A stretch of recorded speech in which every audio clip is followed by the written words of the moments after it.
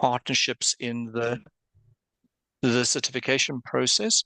And sorry, guys, just heads up, we are going to record if you don't mind. That will be only used to do some shorts and just to sort of share some video clips with everybody else, if you're okay with that. So today we're going to talk about the first step is partnerships. I'm just going to remind you about how we teach it in the certification as the basics and build from there. Going to add really what the 8 elements of partnership success is. And this is something we've sort of inadvertently fell over in the Gallup world, but I think it gives us a nice set of criteria that we can use to think about partnerships and running effective partnership conversations. And then we're going to share some of the tools or repurpose some of the tools around what we've experienced in partnership discussions and really how that can be valuable. And then I'll share a little bit of a case study of people that we've actually done this with, and we've had I think, some interesting results. So the way to introduce partnerships for me is always this interesting graphic. Partnerships is not about trying to pair your strength with somebody else's weakness. And I think sometimes we fall into that trap when we work with teams and partnerships is we go, Lorata has this great ability to get things done in the project space. I don't. Let's pair up. And I think there's an element of that. I mean, clearly complementarity is an issue in teams, and that can be viable. But where you get your exponential understanding and the multiplier effect of partnerships is when you start to think about how can I compound it? How can I bring 2 great strengths together in a way that creates something new? And I think the potential around newness and multiplication is what we're particularly excited about in terms of the partnership space. And we'll talk a lot about that today. So some of the basics. You will all know this slide, but I just want to remind you, if you've forgotten, the 4 phases of team development. We're really focusing on phase 2. So remember, we teach it as we start with my strengths, where we introduce a team to Clifton strengths. The idea around self-awareness becomes the basis for shifting from I through to we when we think about partnerships. And then, of course, once we have those basics in place, we can start to get people to talk to each other or work with each other. And the power of strength-based partnerships, and Maurice often tells this story, is about the fact that we don't often understand our value to others. Or if I reframe that question, what is valuable about us to others? And that starts a great thinking through a little bit about who I should have conversations with. How do I have conversations? Who do I have to build great relationships with? And that's really what we're trying to do in the phase of the partnership question. And we're going to delve very deeply into that today. And then, phase 3 is our strengths, which is exploring the team strengths, the pockets of excellence, the blind spots and the gaps, typically using the team grid. And then phase 4, which is our strengths in action. And I probably am thinking of doing a masterclass on that section, because I think sometimes, particularly in teams, it's taken us a while to really get to grips with the practicalities of intentionality. Or put another way, how do we help teams sustain the commitments they're making during a team process? So partnerships, the power of 2 is really what we're thinking about today. And the analogy I always use in this is, can you imagine you're putting a team together of superheroes? And when we think about the Avengers team, if you've ever watched that, and this analogy probably works better with the Gen Zs, is the fact that when we put the Avengers team together, everybody needs to gel in a way that makes sense, so that when the superpowers come together, we can save the planet. And that's an analogy that I think works powerfully for teams. However, I have discovered if you do it with Gen Zs, they will then argue about whether the MCU versus the DC universe is better, and you then have to bring them back on track. And I spent quite an interesting half an hour once in a Gen Z workshop trying to do that, and everybody got really annoyed. So the analogy, I think, works, but just be careful with Gen Z. You may open the door to that quite difficult debate that can take you offline. So my strengths and yours. And this is really the Don Clifton quote that I think is so powerful in this space. And this is the challenge, I think, about the partnership phase of team development. For us, complementary partnership is not what you think, the matching of one person's strengths to the other person's weaknesses and vice versa. It is rather the combining of each person's strengths. Now, listen to the combining thing. It gives you great clues around team dynamics. And that's something that we're going to help you with thinking a little bit about. How do I bring the partnership discussion and the theme dynamics cards or the pairing together in a way that makes sense, right? Okay. So that gives you a little bit of where we're going. It's really about combining. And this will create the magical outcome. And we've really seen this in practice, a unique capability. And unique is true in the sense is that when you bring somebody's activator and your achiever together, and you don't have activator, or you may even have activator, something else happens. And we want to give the tool or create a process that enables people to have that discussion, even though they may not be strength coaches or have a deep understanding of strengths. So that's the other thing that we've been sort of thinking about is how do we do this in a way that is simple but powerful? And it's the ultimate description of 1 + 1 = 3. Now, I'm going to signpost, not all partnership conversations is going to give you that 1 + 1 = 3, but man, when it happens, it can be that magical outcome that you're looking for. So typically when we think about partnerships, we always start with the domain stuff. Where do you lean in towards? What is your natural style around how you show up in a partnership? And then we talk about love, crazy envy, or love, appreciate, and so forth, and frustrate. But essentially, we land up with the partnership template. You guys, I think, have all seen it, but here's a couple of thoughts around it. We've played around with this significantly because it's a pretty static piece, but you can still get some stuff out of it. And it asks you two questions. With whom do you partner? And why do people partner with you? Now, in our experience with dozens of these team stuff is, first of all, with whom do you partner is an easier question for people to answer than why do people partner with you? And that's sort of the psychology of that for me is quite intriguing because if you partner with somebody else, it's probably for a reason. And, you sometimes, I'd like to think that most people would understand their contribution, but that's not true. And so for this piece, I like to spend a lot of time with whom do you partner and why. And what I really am trying to elevate here is a deep understanding of that person brings certain things to the party, you bring certain things to the party, and that's how this thing works in a strength-based way. And so we're pushing people quite hard to link to their strengths when they have the conversation. And typically we've had a look at the report already, we've done some help and hinder work, and so that would be sort of, I think, the dependency there. And the question about what talents does this person have that make it a valuable partnership? That tends to go well. People understand that easier. Why do people partner with you? I think invites a level of self-awareness that's sometimes missing, and people really struggle with this. But my advice in this area is to keep going. Really push them hard as you can to come up with quality answers. And that takes some time. It's a reflection piece that is useful to unpack and help them to answer. And sometimes you can pair them up with somebody else to give them that feedback if they really are struggling around this. Then what I do is I do a debrief with whom to partner. Why do people want to partner with you? And that's usually a vibrant conversation. And that's quite exciting. And I really want to focus here on why do people partner with you? And then what I do is I stage manage this a little bit, and you probably do it as well. So it's something that I think works quite nicely, is then I ask them to give feedback to the people with whom they partner with regularly. And that's magic because what it opens up is this idea is I appreciate somebody else on my team. And that's a powerful, powerful conversation because often we don't get enough appreciation or recognition, or people go, you know what? I assume that you're a good person because you keep working with me, or versions of that. And that often leads to hugging. And Margret's had situations where, for the first time, people have given that feedback to each other, and people, absolutely in tears because they've never been or they've never felt valuable.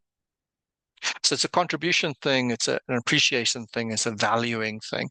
And man, then you start to push a little bit about, right, so how do we make magic based on that? So that's pretty cool. And then what I do is I run it often for the third time, and I ask this power question: who would you like to partner more with? Or who would you like to establish a partnership relationship with? And that opens up the door to other ways of thinking, because typically in teams, we have these few go-to people that we naturally feel comfortable with, that we would be thought partners with, that we would soundboard with, and so on. And we get into these habits, almost like relators. We get into, only working with people that we are feeling comfortable with. And when you run it for the third time about who would you like to partner or want to establish a new partnership with, it opens a different way, like almost in neuroplasty, I suppose, rewiring, I suppose, the habits of the team. And that becomes quite cool. So people then go, well, you know what? I haven't done a lot of work with Bev, but that looks way cool. Let me have a conversation. Let's explore what the potential is. So you have a leverage point in the first question, and then you have a potential point in with whom do I want to partner with? And then you have an insight point with why do people want to partner with you? And again, I like to push people really hard because will get sort of really defensive things. Well, you partner with me because I'm a cool guy, and perhaps you are, but that's not really insightful. So you want to push for the inside because you want them to connect a little bit with, aha, it's because my achiever does some heavy lifting here in this partnership. And so we've been playing around with it. I think because sometimes when you think it's one template, we probably underestimate the time it needs for this. So we've run this for 2 hours, 2.5 hours, just using the one piece of paper. And so it could be a genuinely almost a workshop, a half day by itself. And my only recommendation is don't rush it. Really let people talk, and people will have a need to talk around this. So let that permeate and come through. Okay, so that's sort of the basics. We know that that's typically how we run it. Now, the conditions. So what we don't teach, and I think that this is really for us, it's given Rashid and myself sort of room to or pause for thought, is how do we set up a conversation in a way that feels encouraging, that doesn't sort of shipwreck on lack of trust or things of that nature. And Gallup has a really nice piece that is often not flagged called the 8 elements for effective partnerships. And here are some things, and we'll just share the 8 elements with you, and just invite you to be quite creative. Depending on the type of team that you're dealing with, these 8 elements may give you sort of some additional insight on how to set up partnership conversations more effectively. And so the first of the elements, and you guys will know this, is this whole idea of trust. And we use the David Mesa trust formula all the time. I think it's just such a wonderfully simple but evocative way of thinking about trust. And this is the bedrock. You cannot have great partnership conversations unless there's some type of trust.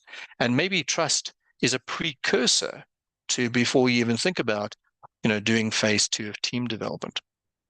And so just a reminder then around trust is, remember, trust is what you bring to the table. Is you can foster trust, but it has to be intentional. And David Meister reminds us it's your credibility, it's your reliability, and it's your ability to create intimacy over self-orientation. And we have a lot of fun with this. So we really ask people to go, right, so which of your strengths do you think add credibility to you?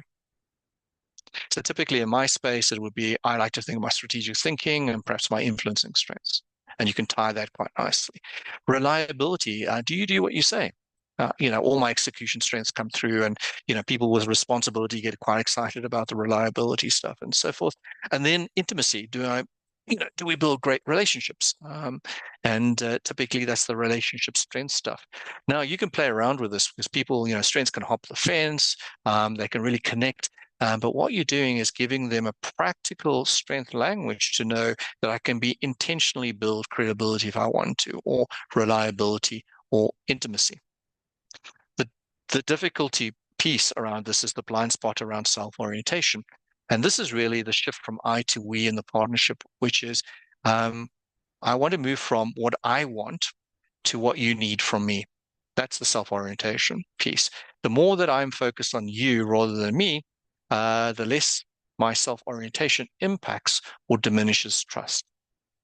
And what's way cool about this is you can play the help and hinder game here, because often what happens is that my strength blind spot or my hindrance actually feeds the self-orientation monster. So let me give you a good example using myself. So as you know, my number one strength is achiever, which means reliability, not a problem. But my reliability, the blind spot is sometimes I get so, so really wound up about tasks that I forget to take people with me. So it creates problems in the intimacy space. So if I'm aware of my blind spot, it means that I'm not going to be self-orientated, which means that I'm going to activate my achiever in a reliable way that still balances with the need for intimacy if I'm aware of that. So you can play the hinder game around self-orientation, and that's really quite cool. So if you use personal insights, for example, or you use the new top five, where I think there are some really nice blind spot information, this could be a really nice way of managing that. You could easily spend an hour, hour and a half just on building trust in anticipation of having a partnership conversation. So we play around with this. This is fun, and you can really start. You can build a sense of humor into this, and all that good stuff. For example, in my space, as you know, I have no relationship strengths, so clearly intimacy is going to be one that I'm going to have to watch out for. And then everybody can poke a little bit of fun at that, and we can have a great conversation in that space. Okay. Now, the other seven, guys, I'm going to leave this for you to sort of have a look at. There is a video on this in our YouTube channel, the BSG YouTube channel, which I've just collated. It's 3 or 4 minutes that take you through this. There's a piece of collateral there if you want to use it. But I'm going to position this with you, and this is really a challenge about how you can think about assessing the readiness of your team to start to begin having those powerful partnership conversation. So the other seven, compassion, you know, we have better partnership conversations when we feel that we cared for.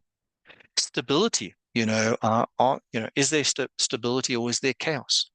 What type of person is arriving on Monday morning, and can I understand that? Hope for me, hope is such a powerful one, and the research around Gallup is so interesting, is that we know that people need hope from leaders as the number one leadership issue. So I am starting to see issues of trust and hope coming together as a really peak precursor for not only, I think, great leadership, but great teams. And so this idea about reframing catastrophe and difficulty into, you know what, it's not Walt Disney. We know it's not always going well, but we can move forward. I think that's such a great context to the powerful two conversation. And so we're playing around a lot with how do we reframe into hopefulness. Now, again, it's not that naive, syrupy type of, Disney that we're all going to get out of this alive idea. It's not. It's really about hopefulness is the sun will come up. We can do something together. It might be tough, but we can take a movement forward. So we're thinking that trust and hope for us is becoming so important, and especially across, I think, the Africa piece where it's just highly developmental. Then investment, you can't have a group partner if you're not willing to contribute and bring something to the party. It's a bit like partnerships, a bit like marriage. You have to be intentional and work with it.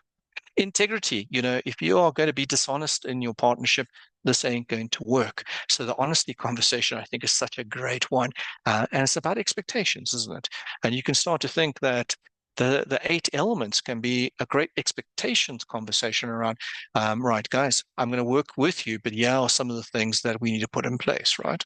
So you can almost contract and hold people accountable around the 8 elements, especially when you're setting up new partnerships, right? And then mutual accountability. At the end of the day, it's not always going to go well, but we're going to have to hold each other accountable. You said, and you didn't do. Okay, now what? And so that's almost a little bit about being able to give that feedback, because you are going to at times conflict, and you need conflict without breaking the partnership. And then, of course, the art and science of communication.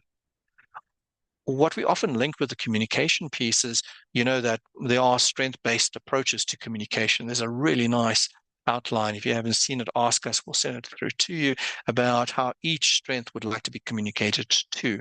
And that could be great clues around building a little bit around the commitment and understanding of communication. So guys, the 8 elements you can use in different ways. So sometimes you want to use it as a precursor and build that in place or put that in place around expectations for a great partnering conversation. Alternatively, you can take one or two that your team really needs to build because you know that they're lacking that, this idea of trust and hope, for example, and you can, stage manage it. Or alternatively, you can use it as part of your partnering conversation to say, well, hold on, do we have to be intentional in one of the 8 elements, in order for our partnership to be successful as we build that strength-based conversation around, um, what works and what doesn't work and what the multiplier effect will be there. So I'm going to leave it to you. You guys are wise.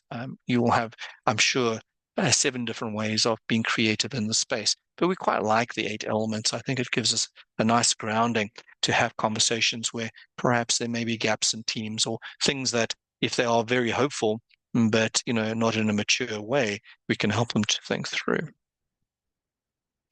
Right. So what are the tools? How can we really, and this is the sort of the third aspect of what we were really passionate about, was we liked the partnership template, but we wanted to go deeper. So we had that need. So for us, it was about fishing around how do we stage manage and help people have these conversations, because they do need a little bit of stage management. In other words, not everybody, unless you're a Gallup coach, and even for Gallup coaches, that it's easy to have a partnership conversation where you're looking at somebody's top 5, you have your top 5, and now you want to bring these together in a multiplier way. And so we were really just thinking a little bit about how can we do that in a way that's accessible. So what we've come up with is nothing groundbreaking except for perhaps our way of thinking about it. So for those that have access to Cascade, what Cascade does is gives you a little bit of a template called the Power of Two template, which allows you to look at somebody's top 5 or in 10, and you can then look at somebody else's top 5 or 10. And the idea behind this is to stimulate a conversation. So this is a real Power of Two example. Duran and Louis, they're clients of ours, and they've given us permission to share a little bit around this. And so they've had a partnering conversation around how does Louis and Duran bring their achiever and competition together, and their strategic, their learner, and so on, and begin to have those great conversations. In real life, this is a real life situation. Duran and Louis are working on an incredibly important project for their organization, which, if it goes wrong, will bankrupt them. If it goes right, they'll end up retiring rich and famous. So literally powerful stuff. And this gives them a sense. Now, if you don't have Cascade, guys, really steal with your eyes here. You can recreate this on any type of template. And, you don't need the fancy tool. You can just have space for the top 5 on either side, put the 2 names in together, and, just put the definitions in. To construct this is not difficult. So please don't get confused. We're not selling Cascade here, but this is just something that we brought to the table. Now, I've witnessed this. Duran and Louis have had this conversation, and at one level, when we first did it, what they tended to do is they tended to cherry pick, and they tended to default down to the basements, right? So they would pick, and Duran would pick something like Louis' competition's a bit intense, and Louis would say, listen, and what you don't know about Louis is his activators number 6 is your belief is just slowing us down. And then they tend to have a weakness to weakness conversation, which, okay, it removes hurdles, but it's not the multiplier that we were looking for. And so we've had to have this a couple of times where we say, right, never basement, always in the top. And what is powerful here, because that's going to get us going, and it's going to give us the innovation and the multiplier effect. And so they've really had a couple of goes at this and struggled. I don't want to sugarcoat it. It's not an easy conversation. They've got going forward, but you have to work at it. And our thinking was, is there a way of stage managing this a little bit better to stimulate the conversation? So, with shortcut the learning and the rewiring and the reframing to this. Well, the first lesson is let's get all the hindrances out the way, because that's what I call the irritability factor.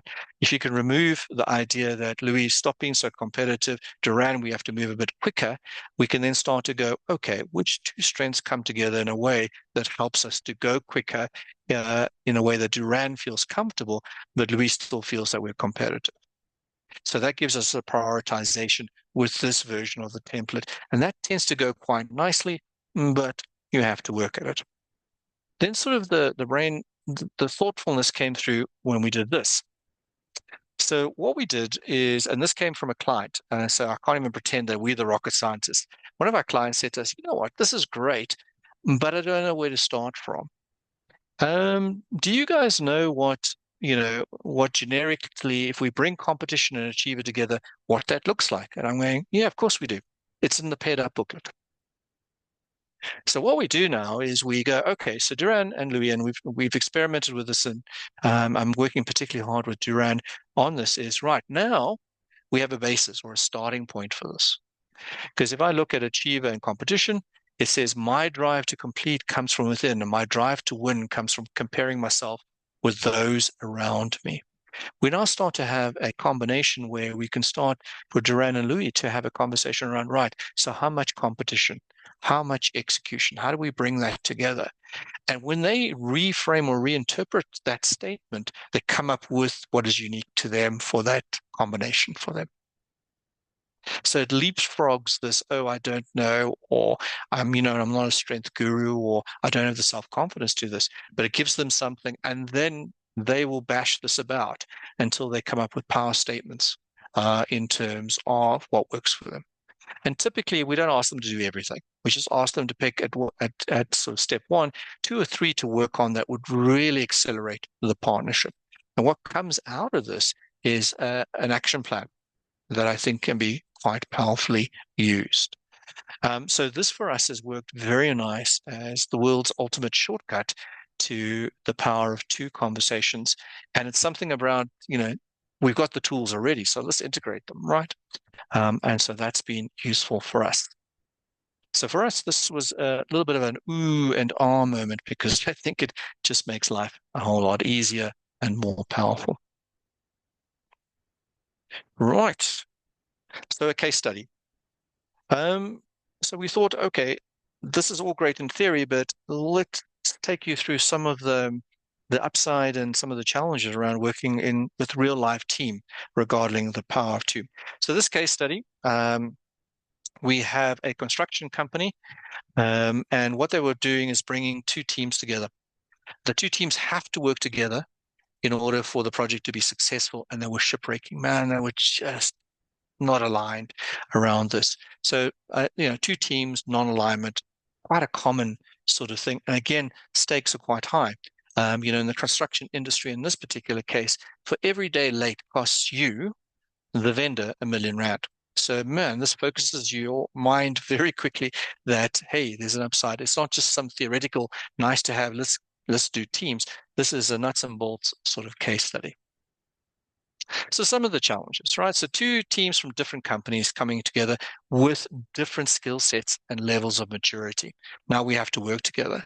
And implicitly, the two teams are quite competitive because each of them initially think that the other team is out to throw them under the bus with the client or make more money than them or do something of that nature.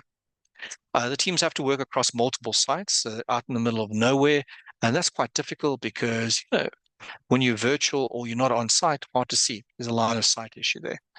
Different technical capabilities needing to come together and rework continuously a problem. On the behavioral side, a lack of trust. Man, communication, in the construction industry, communication tends to be with a hammer. Lots of egos. If you're working with engineers, and they won't mind me suggesting it, but mechanical engineers think they're better than electrical engineers, and electrical engineers know they're better than mechanical engineers. And so that's never a healthy thing to start with. All right, let's collaborate together, right? Okay. And so in the conversation would be those idiots. Again, fun, but not particularly helpful in that. And then interesting enough for the team grid is the most dominant strength common across the group is harmony. Now, this is fascinating stuff because on one level, we have people fighting with each other, and on another level, we have people with high harmony. And so, what we discovered in working with them is harmony is wonderful when things go well, the consensus side. But the blind spot to it is it was hindering feedback, and people were just not engaging in the right feedback because they were concerned about the conflict it might generate. So, on one level, we were all good drinking buddies. On another level, man, we couldn't get anything done together. And it was fascinating that we first had to help the team work through the harmony issue. How could that be helpful? And when do we have to put our foot down and reframe harmony as not that we are afraid of conflict, but we don't find conflict productive. So how do we avoid things going wrong? Well, let's have those partnership conversations. Accountability. It's easy to argue when something goes wrong about that person, X, Y, and Z, but how do we be proactive in the accountability space? Role clarity. Who does what? Simple stuff. If you've ever done work with Lencioni and his 5 dysfunctional functions of teams, man, that's a great additional resource to strength-based stuff. And then recognition, because, we arrived on the day and people were flat. Oh, this thing's a catastrophe. But when you start unpacking, a lot had gone right. So how do we do more right stuff? And then we can start to address the wrong stuff. And so we were doing a team development exercise with them. And when we got to powerful partnerships, we started to pair up people. And we did this deliberately, people that naturally have to work together. So we didn't ask them. We know, we pair them together.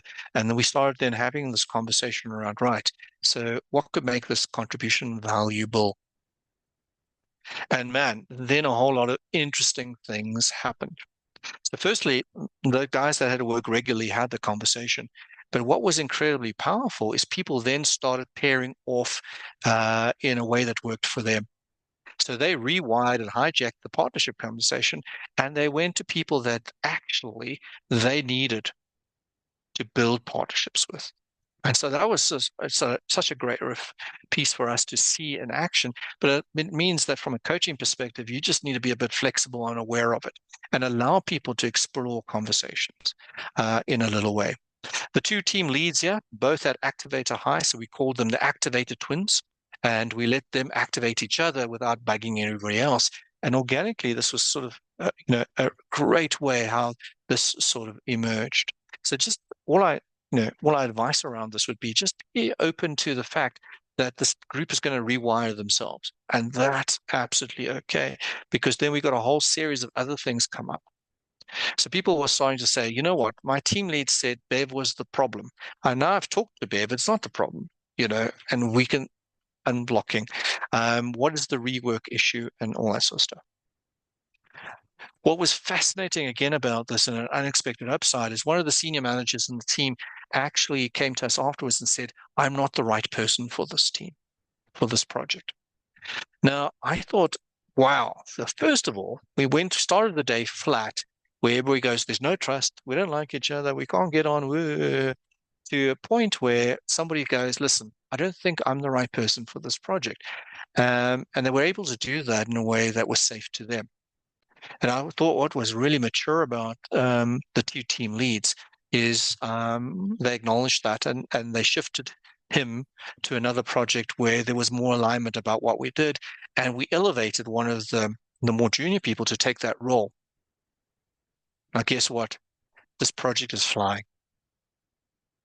So the realities and the insights created from the partnership conversation for the coach and the team leads and for people themselves can be fantastic aha moments around, am I really the right person for this project? And we're not always. Sometimes we just get invited because we're on the name list, right? And seemingly that's important. So it'll catalyze these unexpected things. It'll catalyze a reworking or a rewiring of who works with who. It'll unblock. And then for the activator twins in this example, it created an environment where they started asking the question, how can we activate together in a way that makes sense for the project? Now, that's such an obvious question, but they saw the question. I didn't have to ask the question. And therein lies the power of this. That aha moment was, yeah, of course you need to do. And so what they did is they stopped pushing. Let's activate, let's pivot, let's do all these things, and started to build in a little bit more. Remember what we said about the 8 elements? Some stability, some hopefulness, we're going to invest in this. We're going to bring the right people around the table. You can step off without punishment. Things don't go always well, but our intention is that we have each other's backs. And that's really what we did in the phase 3 and 4 is we started to really build around the team excellence idea. And then we ended up with a powerful contracting piece using the best of us tool. And what came out of that is very high accountability. And in actual fact, this group is probably getting to the stage of being too powerful in the sense of that everybody's looking at them and going, hey, why did you get the cool Kool-Aid and the rest of us have to do this the hard way? So in other words, a nice problem to have. So yeah, so some really intense and very interesting ones.